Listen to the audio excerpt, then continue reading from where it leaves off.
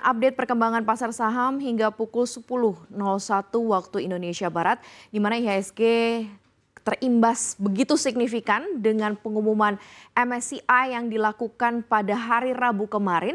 Dan hari ini pun juga terlihat di layar kaca Anda bahwa IHSG pun juga mengalami trading halt dalam 26 menit perdagangan. Saat ini IHSG berada di 7.518,22 atau melemah 9,64%. Dan dari dibuka dari perdagangan pagi tadi, IHSG memang sudah terkoreksi cukup dalam atau sudah berada di bawah level psikologis 8.000 yaitu di 7.919 dan lowest levelnya pun juga sudah menyentuh ke level 7.487.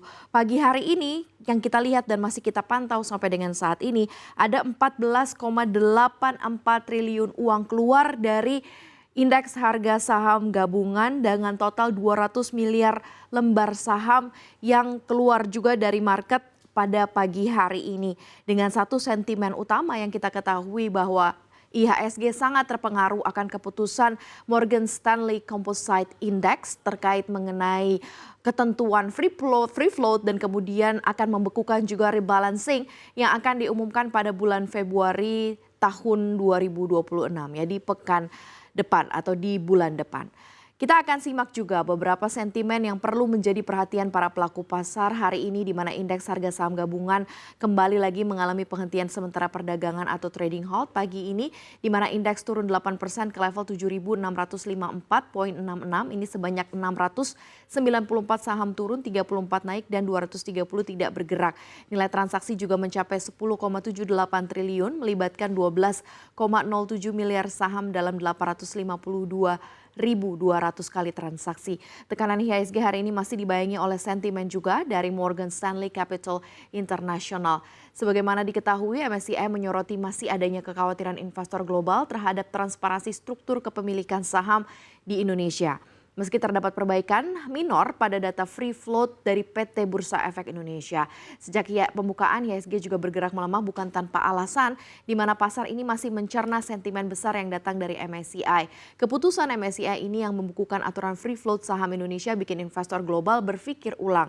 Bagi dana asing, MSCI itu seperti GPS investasi. Jadi kalau ada sinyal resiko, mereka akan cenderung langsung rem. Dan sentimen ini juga terasa jelas dari arus dana asing yang masih keluar, terutama dari saham-saham big cap dan perbankan. Saham yang biasanya jadi jangkar IHSG justru jadi sumber tekanan dari sisi teknikal. Pelemahan kemarin pun juga meninggalkan luka psikologis bagi banyak investor retail dan memilih wait and see. Sementara para pelaku pasar dari level institusi pun juga fokus menjaga likuiditas. Akibatnya volatilitas masih sangat tinggi dan pergerakan indeks akhirnya cenderung berhati-hati. Kita akan lihat dari sentimen global yang sebenarnya tidak terlalu buruk dari Wall Street, ini relatif stabil. Belum ada juga kejutan besar yang signifikan, tapi hari ini pasar Indonesia memang tidak sedang melihat pasar global karena pasar sedang fokus terhadap MSCI.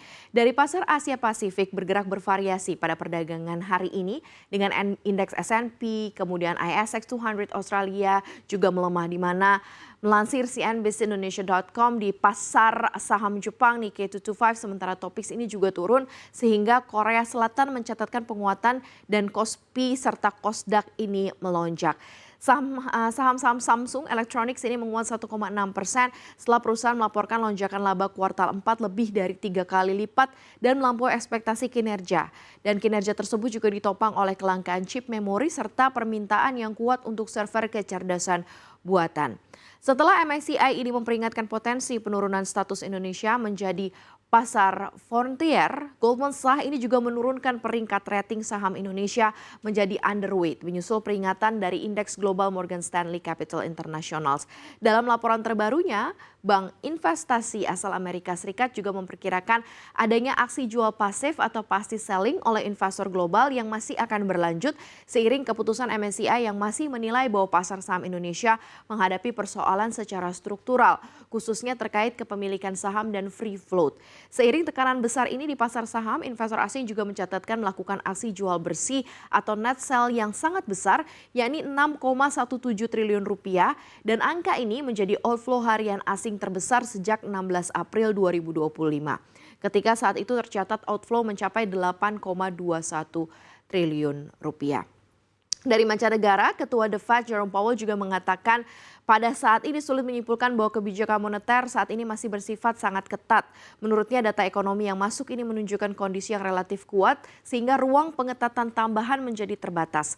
Dalam keputusan terbarunya, The Fed pun juga mempertahankan suku bunga acuan di kisaran 3,5% hingga 3,75% usai rapat FOMC 2 hari yang berakhir Rabu waktu Amerika Serikat dan Kamis dini hari waktu Indonesia.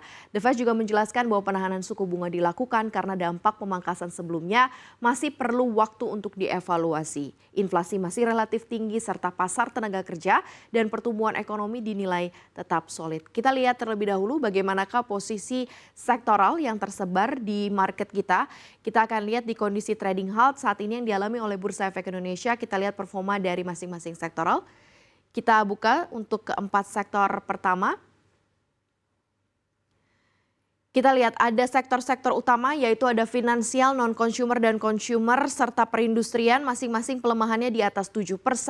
Seperti finansial melemah 7,18%, diikuti non-consumer yang melemah 8,87%, consumers juga melemah 9,39%, perindustrian terkoreksi dalam 7,22%. Kita bergeser ke empat sektor selanjutnya. Ada energi, bahan baku, infrastruktur properti semua turun sangat signifikan, bahkan hampir double digit penurunannya ya. Energi 11,33%, bahan baku 11,68%, infrastruktur melemah 10,46%, properti juga melemah 9,23%. Kita lihat tiga sektor tersisa. Apakah masih ada sedikit atau secercah harapan? Tapi kalau kita lihat memang ini langsung dihantam semua dengan pelemahan dan koreksi secara serentak. Teknologi melemah 9,04%, diikuti transportasi 9,78% dan kesehatan melemah 7,05%. Dari indeks harga saham gabungan, kita lihat bagaimanakah posisi rupiah yang dibuka melemah terhadap dolar Amerika Serikat pada pembukaan perdagangan pagi ini. Kita lihat di posisi saat ini pada pukul 10.10 di pasar spot rupiah kita ditransaksikan di nilai tukar Rp16.785 per dolar Amerika Serikat dengan range perdagangan di 16.740 sampai 16.795. Atau ada pelemahan 0,51%. Kita lihat sentimen-sentimen terkait mengenai rupiah terhadap dolar Amerika Serikat pada pembukaan perdagangan pagi ini, di mana masih terkait juga dengan adanya sentimen yang mempengaruhi pasar pada hari ini. Kita akan lihat juga kalau di posisi Kamis dibuka melemah terhadap dolar Amerika Serikat pada pembukaan perdagangan Kamis ini setelah kemudian kita lihat Bank Sentral Amerika Serikat The Fed kembali menahan suku bunga acuannya. Merujuk data dari Refinitiv, rupiah juga dibuka di posisi 16.740 atau terdepresiasinya langsung 0,24%, di mana pelemahan ini terjadi setelah perdagangan sebelumnya di Rabu rupiah juga ditutup berhasil menguat 0,36%. Untuk pergerakan rupiah hari ini dipengaruhi kombinasi sentimen global yang masih bergejolak, terutama setelah The Fed memberikan sinyal yang dinilai pasar sebagai potensi suku bunga bertahan lebih tinggi lebih lama. Nada kebijakan tersebut juga mendorong para pelaku pasar kembali memburu aset berdenominasi dolar sehingga memberikan tekanan pada mata uang negara berkembang termasuk rupiah. Tekanan terhadap rupiah pagi ini juga terjadi seiring kembali menguatnya dolar Amerika Serikat setelah pasar menilai The Fed berpotensi menahan suku bunga lebih lama.